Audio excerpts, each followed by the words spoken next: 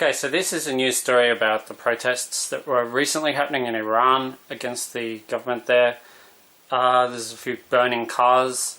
Protesters, rioters, of course, are notorious for setting things on fire. It's something they tend to do. Acts of vandalism and destruction. Arson is a very common form of vandalism and destruction during riots and protests. Then we have this story that follows on from there. To some breaking news now, and an 11-year-old boy has been charged in relation to two fires in Western Australia. The fires occurred on Thursday at Northman in the Goldfield region east of Perth. One of the fires burnt a large area of lawn and various sundry items. The other was started in a toilet block. The boy will appear in court on January 23. So can I hazard a guess that this boy is blonde-haired? Because the twins, Daniel and Samuel, who are 12 years old in this story, are described as blonde. I think it says it somewhere there on the back. So, yeah, I wouldn't mind betting this boy is blonde-haired. And I've been predicting twin signs today, twin fire signs would be today. And I've sort of had a guess at what that might be, maybe Mount Agung and Mount Sinabung, both of which have been erupting in Indonesia. Mount Agung in Bali, Mount Sinabung in northern Sumatra have been erupting over the past few months. So I thought maybe there'll be twin eruptions of those two volcanoes today. Could be the sign, but maybe the sign is a little more subtle than erupting volcanoes. I guess that's quite possible, that it could be twin arsonists acting as a sign for twin hurricanes, because after all, like I just showed you, this story does involve a hurricane.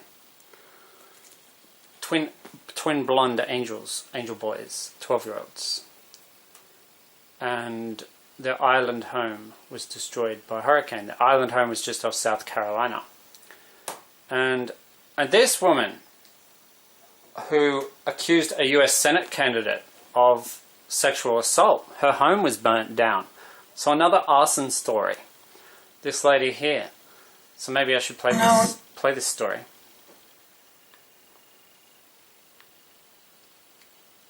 Sometimes it doesn't pay to mess with people in positions of power, especially politicians. They can be really, really dirty.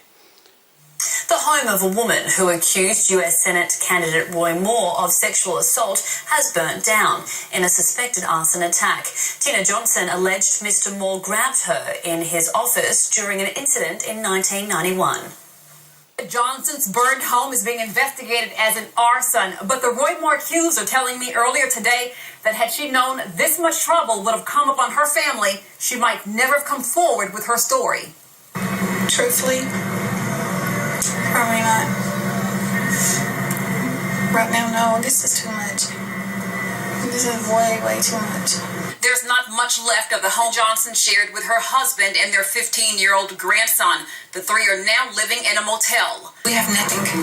We have the clothes on our back, and that's it. Someone set fire to the home Wednesday morning. Investigators are calling it arson, but say at this time they don't see a link between the fire and Roy Moore or the allegations Johnson made against him.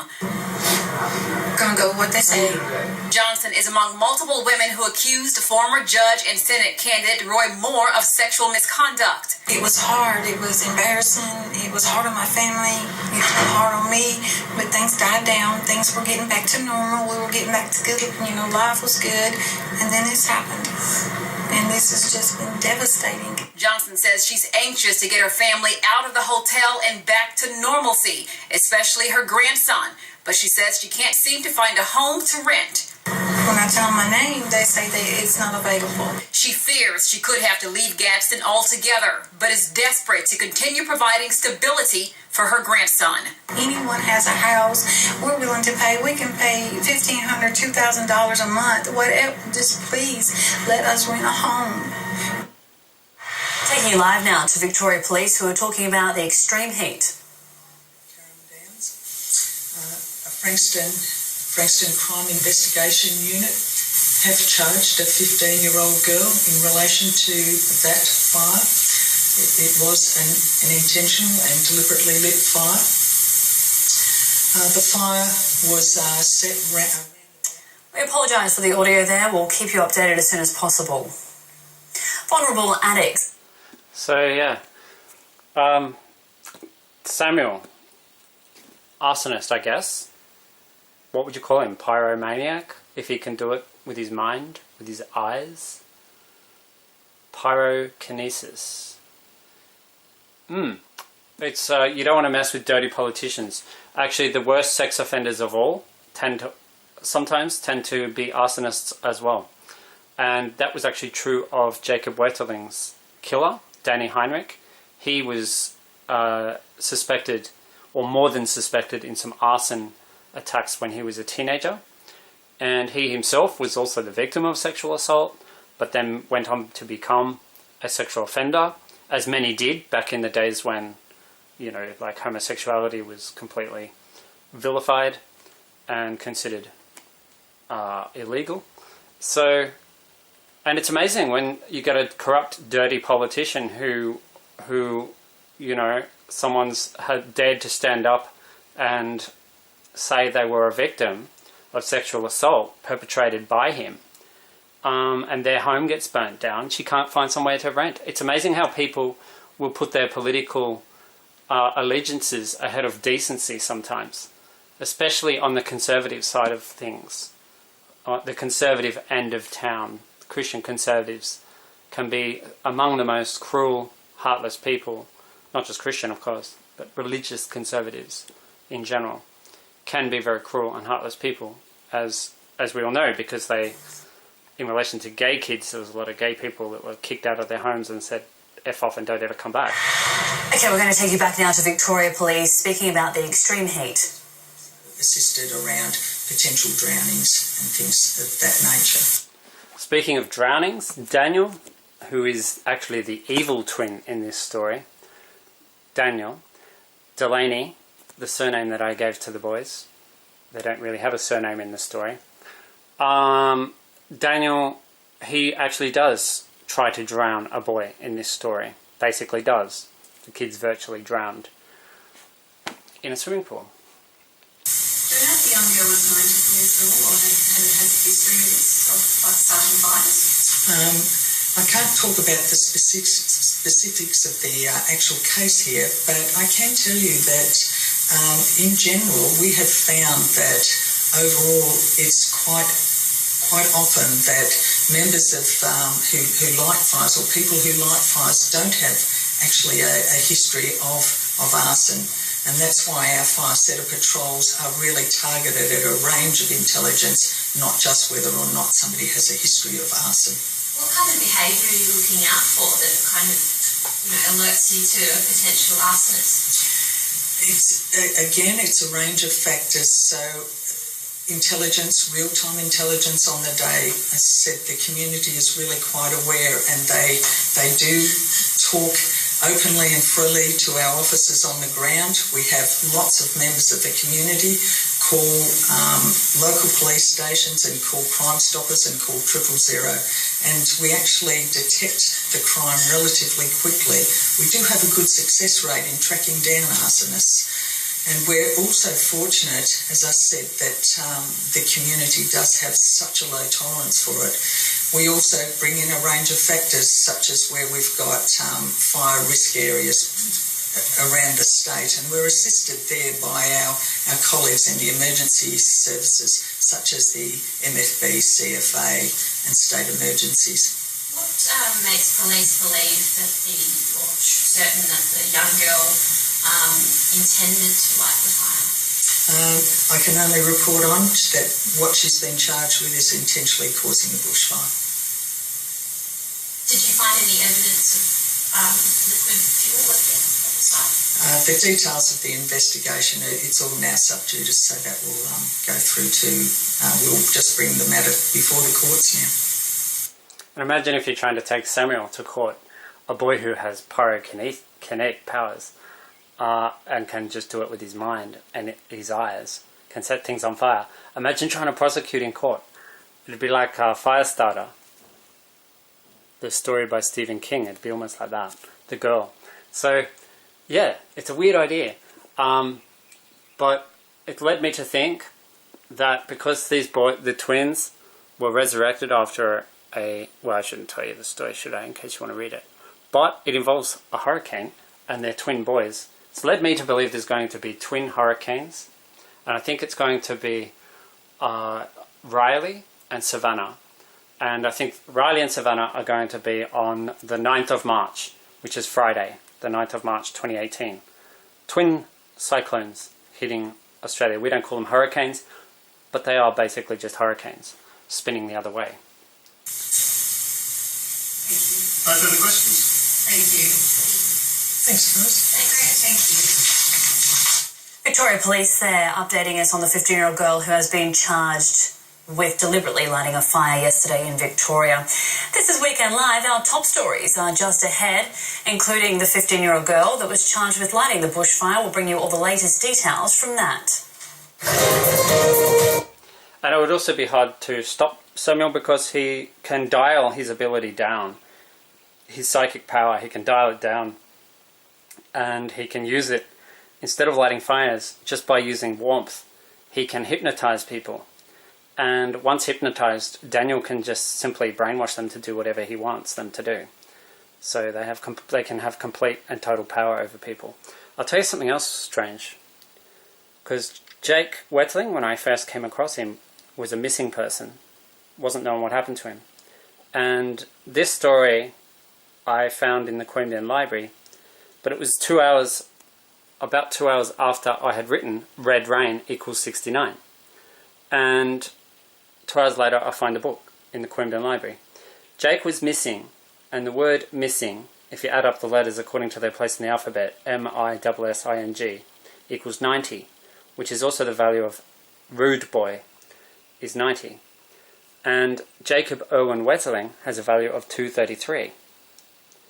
My last name's Kelly, has a value of 65, and today, Sunday, 7th of January 2018, is the 14th birthday of a boy I know named John, who told me the last time I saw him that he was doing a project on volcanoes. So, birthday, 87, and I started calling John the rude boy because the first time I met him, he was comparing tornadoes, and he was only 9 then. He was comparing tornadoes to something rather rude. And I've mistakenly said that John was turning 15 today. It's actually 14. He's turning 14 today. And yes, so the rude boy equals 90. There's a photo of Jake Wetterling, who died aged 11 at the hands of Daniel Heinrich, who was, like I said, an arsonist when he was a teenager. His name equals 233. 23 times 3 equals 69, which is the value of Red Rain, and it's also the value of the name Riley, which is why I think it's going to be Tropical Cyclone Riley on Friday the 9th of March 2018. 2 9s are 18. That's what I'm thinking. And speaking of dirty politicians, I applied for a partner visa recently and got knocked back despite having done like over 1,000 pages of work. And I wrote to Immigration and Border Protection, who is headed up by Peter Dutton, MP. Peter Dutton, notorious for being rather racist in his views, a bit like Donald Trump. Some people even call him Australia's little Trump. And also homophobic. He actually came out with the idea for the postal survey thinking that it would demolish any chance of the yes vote getting up. And it blew up in his face. And it actually got through. So that was pretty good, a good outcome. But I didn't really expect my partner visa to get approved because it was for I'm gay. It was a same-sex partner visa application. And the interesting thing is that the date I've picked here, the 9th of March, which I actually calculated because it's 666 days after a certain dream I had, which was on the 12th of May 2012. I had a dream where I saw Have Faith Josh 10, 9:45. And I connected that to a 12-year-old boy at my work who, interestingly enough, is blonde. And his name is Josh. That's why I connected it to him. So, Have Faith Josh 10, 9:45. So the time 9:45 probably comes into this. And 10, T-E-N, has a value of 39 if you add up the letters. 39, the value of angel. Angel. Angel. Angels. Twin angels. Twin angels who died in a hurricane. And it's actually the date that I calculated. So 12th of May 2012. Well, instead of 2012 I went with 2016, because if you take the number 666, which I kind of connect to good and bad, I think it fits both Jake and someone like Peter Dutton perfectly in different ways, because 666 is a powerful number and you can fit it to good things or evil things. Well, I thought, well, 666 times 3 plus 6 times 3 is 2016, the year 2016. So take the date of my dream, 12th of May 2012, apply it to 2016. So 12th of May 2016. And pretty sure it was a Saturday. And a Saturday, 12th of May, it was a Saturday in 2012. I'm not sure what it was in 2016, but the 12th of May 2016 plus 666 days lands you on the 9th of March, Friday the 9th of March 2018. And that is the birthday of my partner, who I have been forcibly separated from by the cruel and very heartless actions of immigration and border protection, which is the reason also that come the next election I've decided to leave my ballot paper blank in the House of Representatives. I'm not going to vote for either major party, because I went to my local member Mike Kelly's office, Eden Monero, and I spoke to his immigration person, and she basically just defended immigration. And I don't know how you can defend them, because they never notified me of their decision. And to me that's shocking. Like, there's a period where I could theoretically have